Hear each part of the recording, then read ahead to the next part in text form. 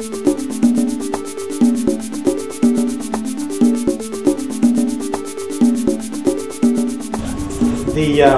is the what, the fourth in a series of seminars that we've been hosting with Jim Coleman here. This one's on improving employee performance, and we'll as you know about the sponsors is the Alternative Board, which Jim represents, Sovereign Bank, where I, Christopher Toole, am an area manager and vice president. Also the 23rd Street Association, where I imagine most of you heard about this from.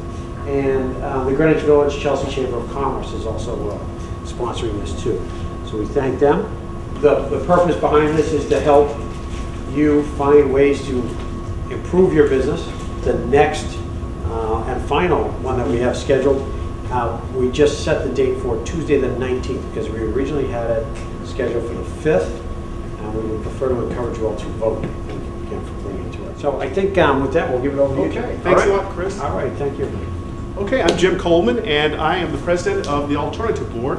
That's everything from performance management, assessments of the skills of the organization, as well as helping them in the area of the structure of the organization. And I like to think of it kind of like the Godfather. You've got Michael Corleone, and then you've got Sonny.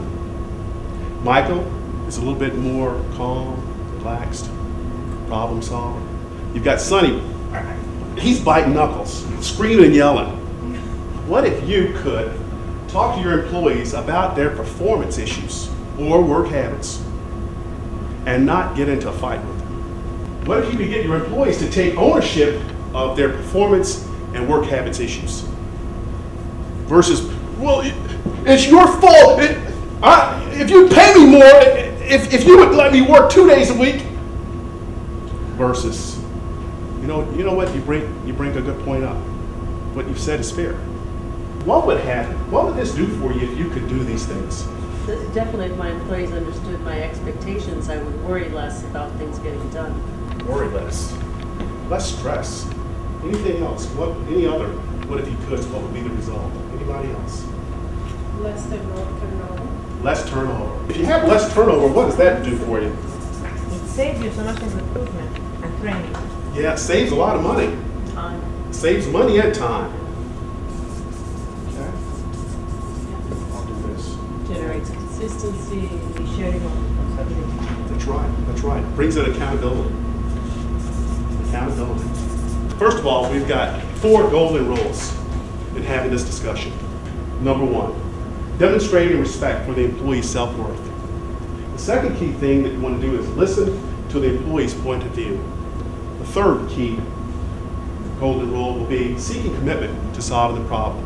The last is to confirm a follow-up date. Now, what if we have this wonderful discussion, but at the end we don't have a follow-up date? What happens? No follow-up on their behalf. It may not be as serious. I've had employees sometimes where I've had employees that I've managed that I've been scared of. If we don't confront poor performance, what's going to happen? Things fall apart. Things fall apart. And this is whether if it's a large or small company. These are the 8 points. And it's logic. First is to describe the performance issue that you've observed. The second key step is to explain why you're concerned.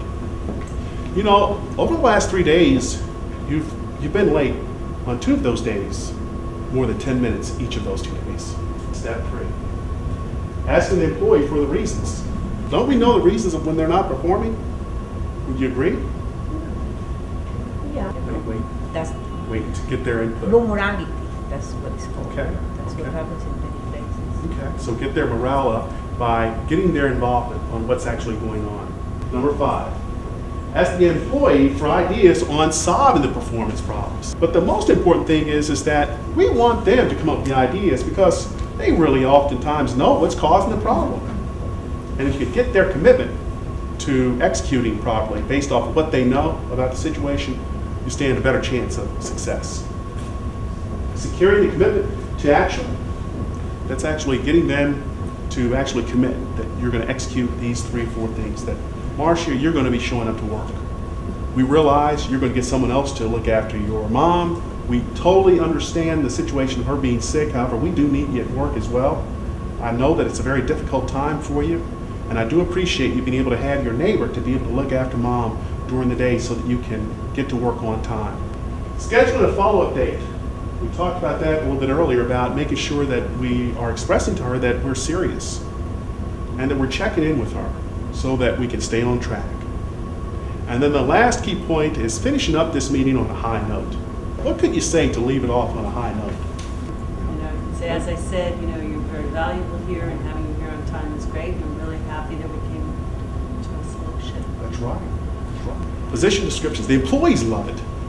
I've had some business owners that say, oh, you know, we're too small for position descriptions. We don't need that. That's corporate stuff. Okay, and then you go to court, and the judge says, well, you know, Mary said that you told her that this is what the job was. Well, no, I didn't tell Mary that. Well, do you have anything on files that states otherwise? No, I don't. Well, Mary's right. In the state of New York, Mary's going to be right all the time. The position descriptions identify the position title, reporting relationships, who they report to, who reports to them.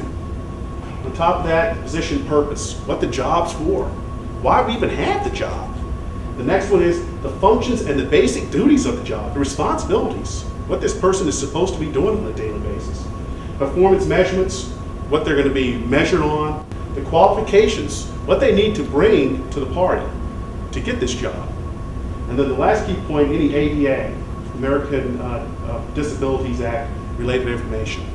This position description that you have is for the president and CEO of the company. This is yours. Essential functions and basic duties, details, who's going to do what, assumes responsibility for this, performance measurements. It helps them and it helps you. And it protects your company. It helps to reduce the risk for your company.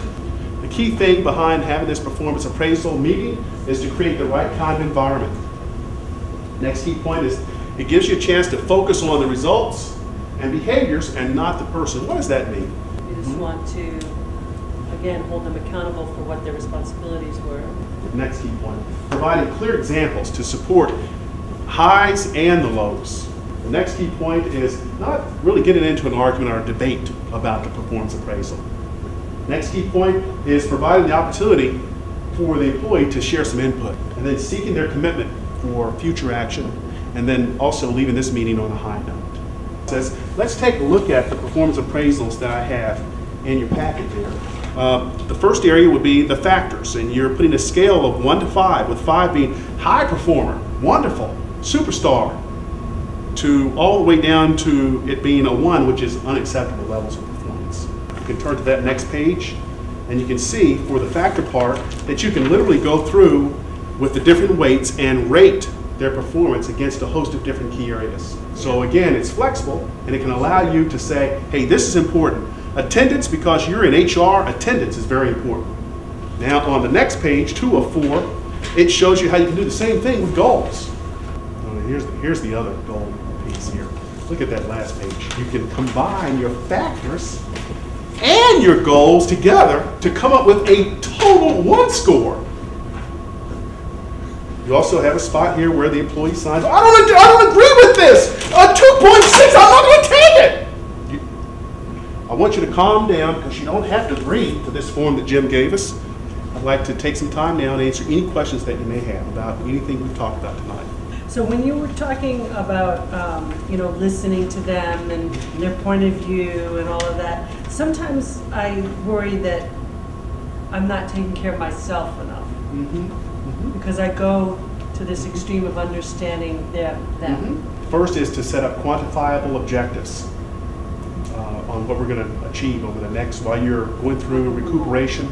We still need to operate, and to be fair to one another, I want to really understand what we're going to accomplish over the next 3 weeks, 4 weeks while you're going through the recuperation. Okay. One of the best managers I've ever had was at Pepsi.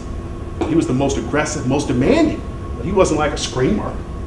He was more of, you know what, we've got 8 trucks out in the back, and we're in the middle of our big campaign for Crystal Pepsi. And why is it that we have 8 trucks out and it's 9 o'clock? What's causing that? Why is that happening? When the other trucks left out of here at 7. Can you explain that to me, Jim? That was harder than him saying, get out there, what's going on? Then I can blame it on him. Oh, stop treating like that, Vince.